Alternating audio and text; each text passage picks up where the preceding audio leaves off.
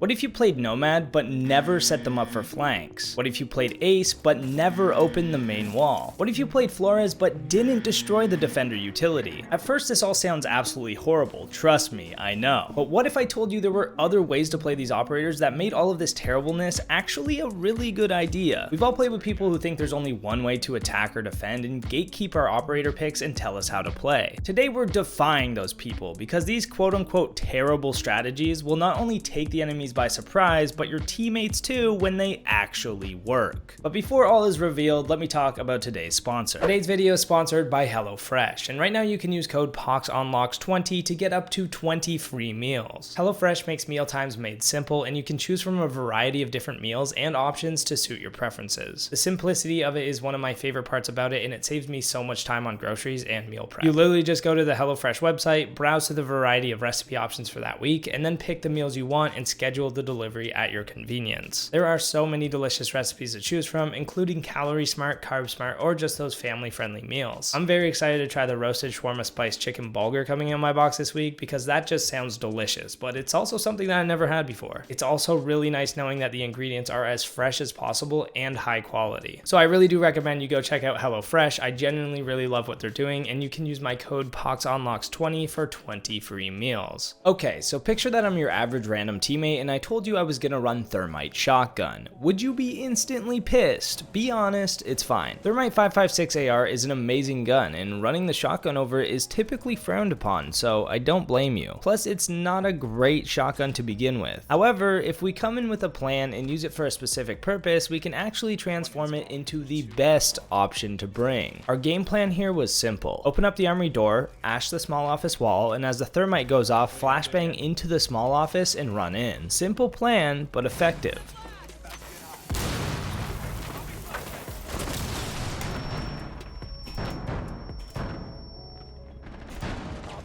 The moral of the story is if you have a really good plan and you know the close range fights you want to take ahead of time, it is a solid option. Without a plan, however, it can fail pretty miserably, so you have to be careful with this one. Let's not kid ourselves. In most rounds, you'll want to run the AR still, but the shotgun shouldn't be fully unrecognized like it is right now. So you're probably still wondering about Nomad. In what world would you not use the airjabs for flanks and runouts? Welcome to my world. Now you gotta be careful with this one because your team is pretty much always expecting Nomad to be the flank watch, so actively using your mic and telling your teammates what you're going to do is important. Whether or not they want to be pissed about it is up to them, but at least you're no longer in the wrong if you tell them your plan ahead of time. So the idea of not using air jabs for flank watch is instead to use them aggressively to take positions. Let's be honest, in the first minute of every round you usually have one or two teammates dead already that can sit on a drone to watch the flank. You don't need Nomad. Using the air jabs aggressively is surprisingly very strong. You can use them to launch defenders out of cover or take a step-by-step approach to back defenders off of key areas. Because she also has flashbangs, you can burn any ADSs or Romais ahead of time too.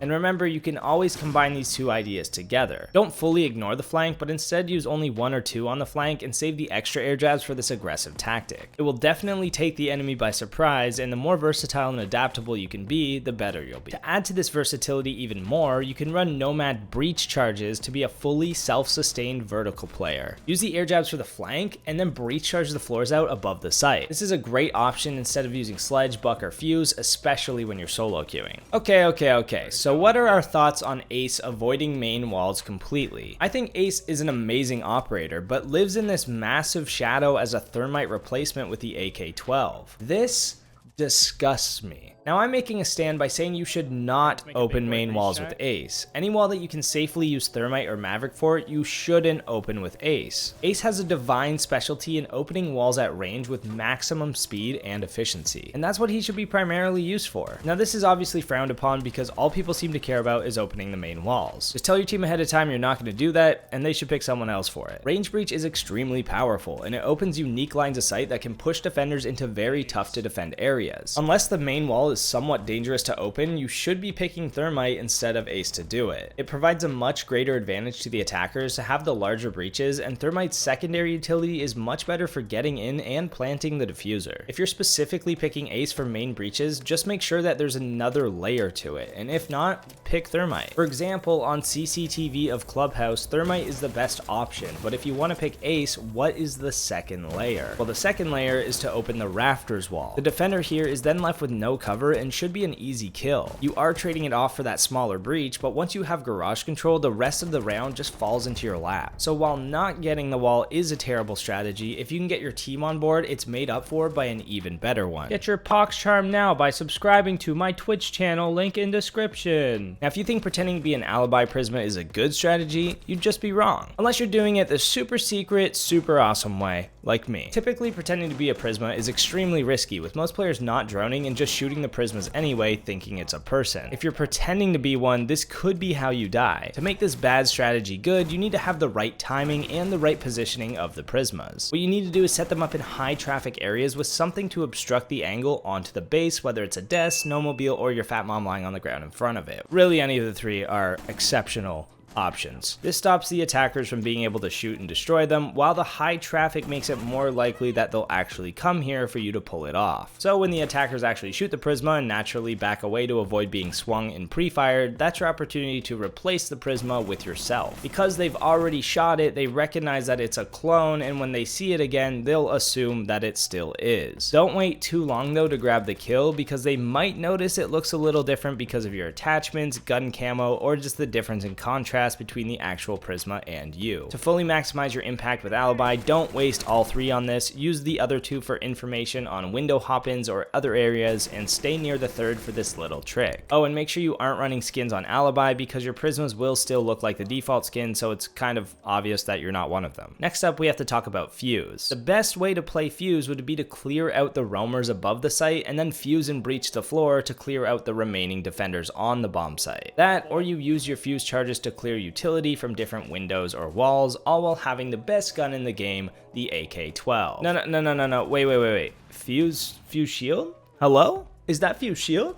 Oh my gosh, what's up, man? Sacrificing the best gun in the game for a shield that seemingly does nothing looks like a terrible idea at first, but once you get a little deeper, it's actually kind of insane. While the shield isn't always the best pick, it's definitely viable when you're trying to fuse from above. Especially when you're solo queue, clearing out the roamer safely is not an easy task, let alone watching the flank simultaneously. A lot of rounds as Fuse, you end up getting clapped before you could even use your cluster charges, and it's kind of a wasted pick. Fuse shield is a problem solver here. Once you've lost your drones, the shield allows you to continue gathering information safely by face checking different angles as you walk through the map, and obviously if there is someone holding it, they'll just be shooting the shield.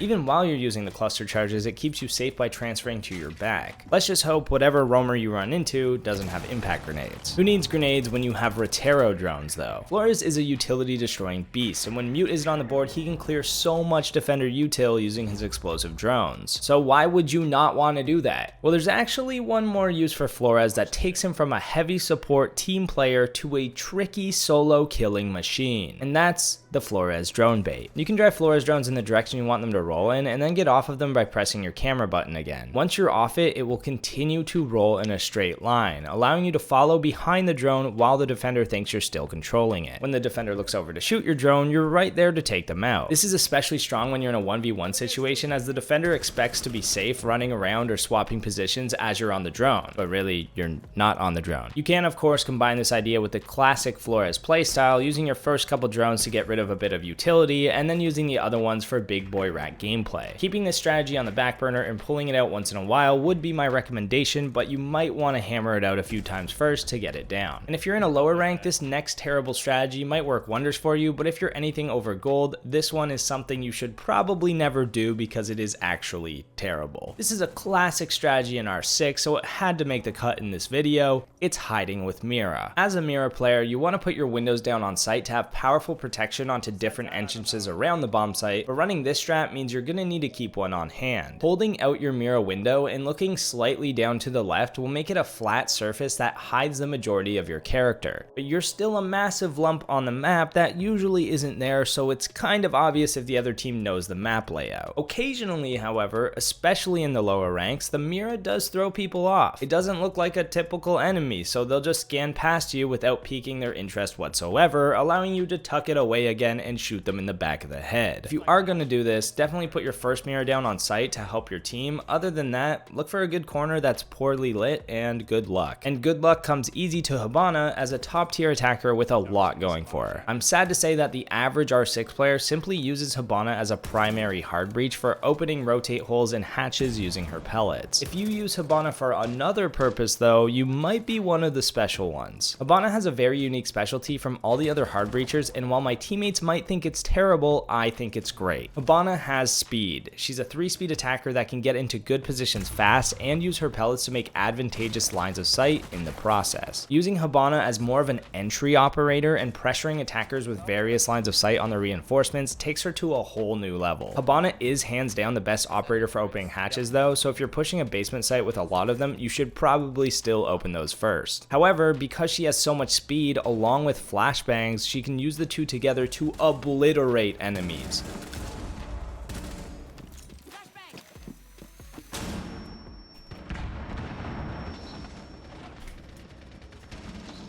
And to do it even further, you can run the Supernova shotgun. It recently got a massive buff in the latest patch, and we gotta go into some detail on this because it is absolutely nasty. Not only does Habana have it, but Echo and Amaru do too, and I think there should be some serious consideration for this because all three of these operators have secondary SMGs that they can use as well. Plus with the extended barrel buff, both the SMG-11 and the Bearing 9 do even more damage with it equipped. In my opinion, Habana and Amaru are definitely my top picks for using the shotty. They're both quick to the action, and on the attack it can take a ton of defenders by surprise. Echo, however, is a little different. Firstly, he's on defense, and the MP5S is an extremely strong gun, so sacrificing it and using only the Bearing 9 for your range weapon isn't completely ideal, especially when you're going up such powerful weapons that the attackers have. There's a lot of bomb sites where it's completely fine to switch to the shotty, but for some of them with longer range angles, you want to stick to the MP5. We are in a gunfight heavy meta after all. Like I mentioned earlier though, your plan is the most important part. As long as you have a solid plan, you should be fine with whatever operator or loadout you choose. Let me know what your favorite terrible strategy is in the comments, whether it was in this video or it's just an idea of your own. See you on the next video and have a